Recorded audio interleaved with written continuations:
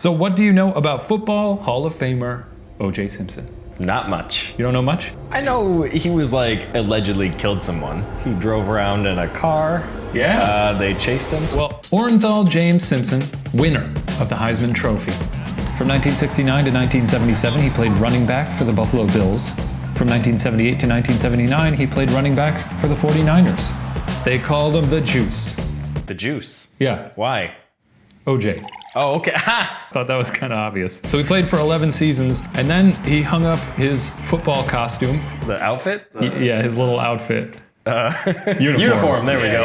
To pursue a career in acting. He was in the Naked Gun films. Was he? He was in the Towering Inferno. He was in Hertz commercials. In 1985, he married Nicole Brown Simpson. They had 2 children together. In 1989, he was charged with spousal abuse and pled no contest. Okay. Yeah, I don't want. Okay. They divorced in 1992. So the murder itself, on June 12, 1994, Nicole Brown Simpson and her friend Ron Goldman were discovered stabbed to death outside her condo on Bundy Drive here in Los Angeles. Oh, Jesus. Yeah. OJ did it. Okay, well, I will say he had no alibi during the time that the murders took place. Yeah, because we all know what he was doing. There was a limo driver who was waiting outside OJ's Rockingham estate. He was waiting to drive OJ to the airport during the time that they got murdered. Sure, okay. OJ was not there at the limo. Yeah, because... Well, all right. All right, yeah. The limo driver finally heard a response after waiting for 25 minutes, after seeing what he described as a dark figure hurry up the driveway to the estate. So nothing is telling me that he didn't do it right now. So OJ gets in the car, flies to Chicago. In the meantime, the bodies are discovered that night, so this may be a little suspect, but according to prosecuting attorney Marcia Clark, Detective Ron Phillips calls OJ in Chicago to break the news to him, and OJ's first response, based solely on the information that his ex-wife is dead, he says, "Who killed her?" That's not usually like the first question you would ask. Yeah. Like when my grandma died, I didn't just be like, whoa, who killed her?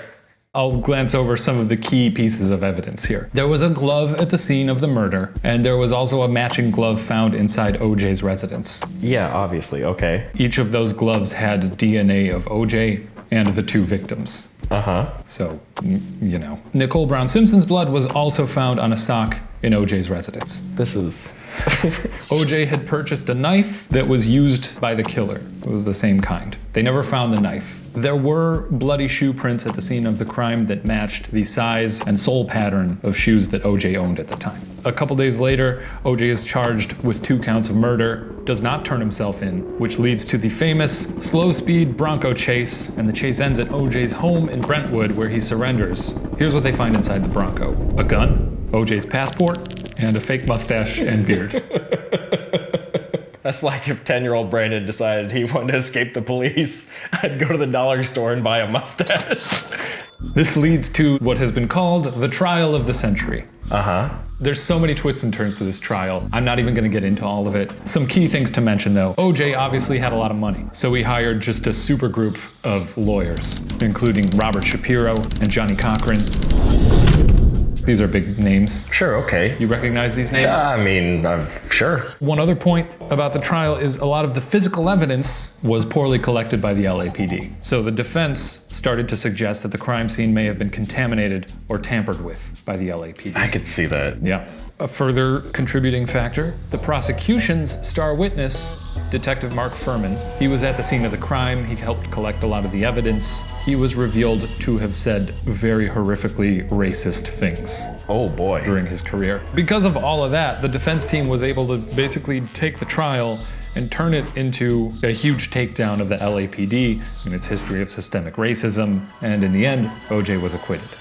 Now, what do you know about chronic traumatic encephalopathy? Encephalopathy. You got it. All right, yeah. It is a disease. Oh, is that the thing that football players get? Yes. Oh, okay, I've heard about that, yeah. So it was discovered by a Dr. Bennett Omalu, a forensic pathologist. He first diagnosed it in 2002. I talked to him on the phone, and here's what he said. God did not intend for us to play football.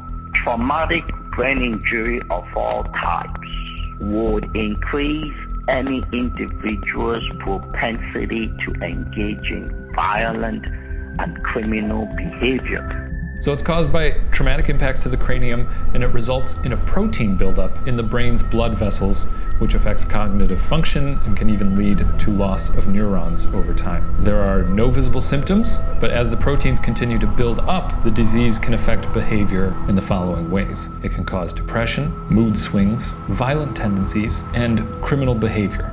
Interesting.